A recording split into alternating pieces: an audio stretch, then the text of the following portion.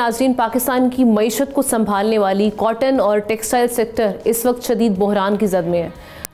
बरस अगर हम बात करें कॉटन प्रोडक्शन की तो तारीखी कमी वाक़ई हुई है। इस साल प्रोडक्शन सिर्फ 55 लाख गांठों तक महदूद रह गई है, जो माजी की 1.5 करोड़ गांठों की सतह से आधी से भी कम है। इसी कमी ने 400 जिनिंग और 100 स्पिनिंग फैक्ट्रीज़ को ताला लगवा दिया और टेक्सटाइल इंडस्ट्री की बुनियादें हिलाकर रखती हैं। सूरत हाल ऐसी है कि जो शोबा 2021 में 19 अरब 30 करोड़ डॉलर की बुलंद तरीन बरामदात कर चुका था, वो मुसलसल तनज़्ज़ुली का शिकार है। अब ये जो गिरती हुई प्रोडक्शन का असर आइंदा टेक्सटाइल इंडस्ट्री पर किस हद तक पड़ेगा और इसकी एक्सपोर्ट तक किस हद तक जा सकता है, इस पर बात करने के लिए हमें ज्वाइन किए हसन शफकात साहब ने, CEO Pakistan textile council. Thank you so much for joining the show sir. ये कहिएगा कि हम आपकी इंडस्ट्री में देख रहे हैं कि मैसिव क्लोजर हुआ है फैक्ट्रीज़ का, और जो कॉटन है जिनरीज तक उसकी मिकदार भी बहुत कम हुई है। इसकी रीज़न्स आप मेनली क्या समझते हैं? टैक्सेशन है, हाई एनर्जी कॉस्ट है, या कुछ ज़रूरी मसाइल हैं? और एक और चीज़, ज़रा इंटरेस्ट रेट के हवाले से भी बताइएगा, ये किस हद तक असरअंदाज होता है इस पर? शुक्रिया जी, बहुत बहुत मुझे इजाज़त देने का इस बारे में बात करने के लिए। इसमें थोड़ा सा मैं क्लैरिफाई कर दूं, कॉटन प्रोडक्शन का जो डायरेक्ट इम्पैक्ट है with closure of ginning and spinning sector, वो एस्टेब्लिश्ड उस तरीके से नहीं है।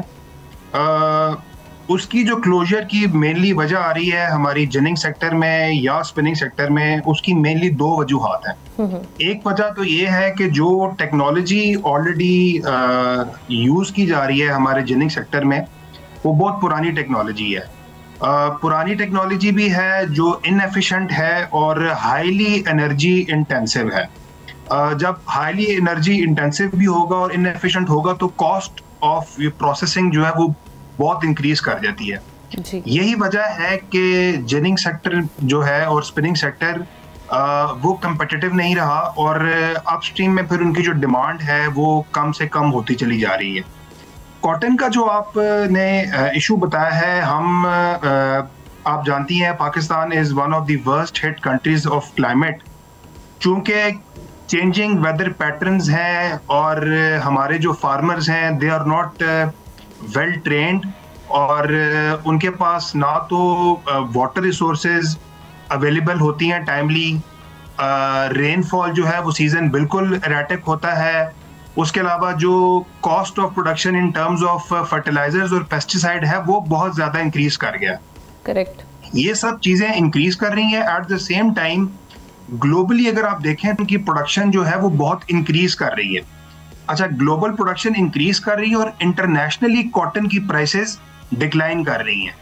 तो पाकिस्तान में प्रोड्यूस जो की जाने वाली कॉटन है, एक तो उसकी क्वालिटी का इशू है, एट द सेम टाइम उसकी प्राइस भी इस नौयत की है कि जो लोकल डिमांड है एक्सपोर्टर्स की, वो प्रेफर करते हैं कि हाई क्वालिटी लो प्राइस कॉटन को इनको इंपोर्ट कर लिया जाए। तो ये नंबर ऑफ फैक्टर्स हैं जिसकी वजह से कॉटन की जो आप देख रही हैं प्रॉब्लम्स पाकिस्तान में कंटिन्यू कर रही हैं।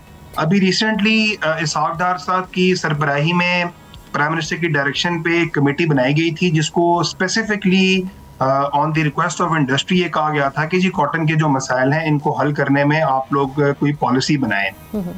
उसके ऊपर ministry of national food security और तमाम स्टेक होल्डर्स ने मिलकर एक डॉक्यूमेंट प्राइम मिनिस्टर को जमा करवाया है और हम उम्मीद करते हैं कि उसके ऊपर अगर अमल दरामद किया जाएगा तो ये इशू रिजॉल्व हो जाएगा। उसमें मेनली हमने इसी किस्म के इश्यूज को हाईलाइट किया है कि अच्छा सीड जो कि पेस्ट रेजिस्टेंट हो और क्लाइमेट चेंज रेजिस्टेंट हो, एट द सेम टाइम जो हमारे प्रोविंशियल अथॉरिटीज़ हैं वो फार्मर्स को टाइमली ट्रेन करें ताकि जो चेंजिंग पैटर्न्स हैं उसके अंदर वो अपनी फार्मिंग प्रैक्टिसेस को तब्दील करें। तो अगर ये काम हो जाता है तो हम उम्मीद करते हैं कि फ्यूचर में कॉटन की जो यील्ड है वो इंशाल्लाह बढ़ेगी। यानी लोकल कॉटन प्रोडक्शन जो है वो पाकिस्तान में रिवाइव हुआ, आप ये कह रहे हैं इन अदर वर्ड्स? जी, ग्लोबल जो प्रोडक्शन है कॉटन की वो इंक्रीज कर रही है। अनफॉर्चुनेटली पाकिस्तान के अंदर जो कॉटन प्रोडक्शन है वो डिक्रीज कर रही है, डिक्लाइन है। एक डिक्लाइन है। उसकी वजह आपको जैसे मैंने बताया कि ये पेस्ट्स का होना, high cost of doing business like fertilizers और पेस्टिसाइड, वाटर की नॉन अवेलेबिलिटी और वेदर का एरेटिक बिहेवियर, जिसके लिए हमारे जो फार्मर्स हैं ये they are not well trained और ready to change according to these changing dynamics. So quality भी उससे मुतासिर है। अगर हम फोकस करेंगे, हाँ, तो इन सब चीजों पे अगर आप फोकस करेंगे तो हमें उम्मीद है कि कॉटन की प्रोडक्शन इंप्रूव करेगी। अच्छा, अब रियलिस्टिकली अगर हम टेक्सटाइल एक्सपोर्ट की नेक्स्ट 2 to 3 इयर्स में बात करें, उसकी आउटलुक आप क्या देखते हैं नेक्स्ट 2 to 3 इयर्स में टेक्सटाइल एक्सपोर्ट के हवाले से? अगर यही वाले मामला इसी तरीके से चलते रहे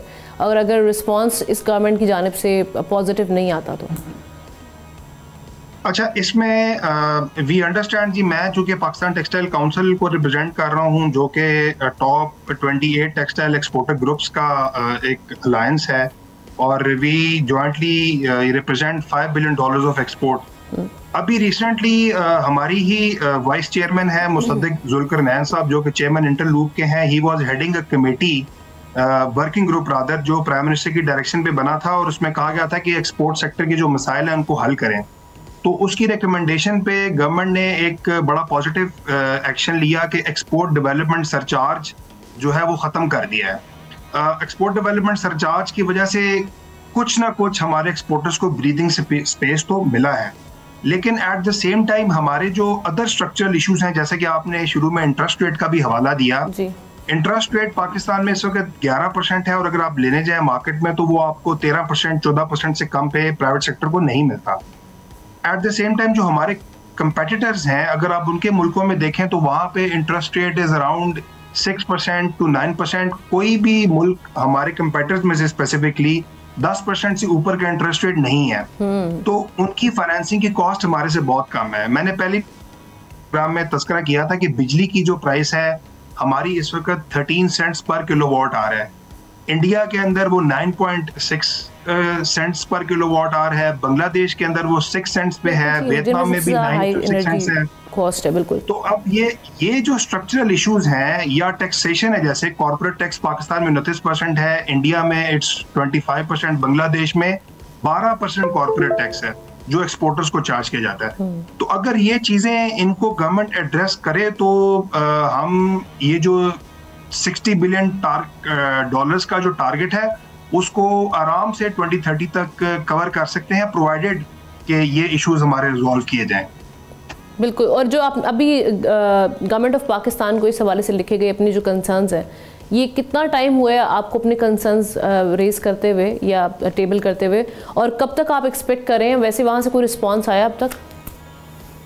ये रिस्पॉन्स बिल्कुल आ रहा है जी। प्राइम मिनिस्टर ऑफिस बहुत एक्टिवली हमें एंगेज कर रहा है, बार बार कमेटीज भी बन रही हैं, वर्किंग ग्रुप्स भी बन रहे हैं। पाकिस्तान टेक्सटाइल काउंसिल हो जाए या हमारी तरह की दूसरी एसोसिएशंस जो टेक्सटाइल सेक्टर की हैं या ओवरऑल एक्सपोर्टर्स की एसोसिएशंस हैं, वो सब एक ही बात इस वक्त गवर्नमेंट को बता रहे हैं, और वो ये है कि आप हमें regionally competitive energy, regionally competitive taxation और regionally competitive interest rates provide करें। गवर्नमेंट का उस पर stance obviously I am sure आपको भी पता है, वो IMF के प्रोग्राम में होने की वजह से उनके ऊपर काफी सारी कंस्ट्रेंट्स हैं।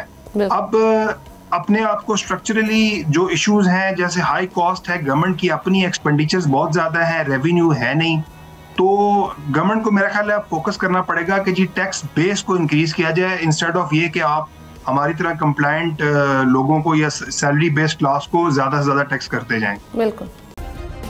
सब्सक्राइब करें और बेल दबाएं ताकि कोई खबर रह न जाए।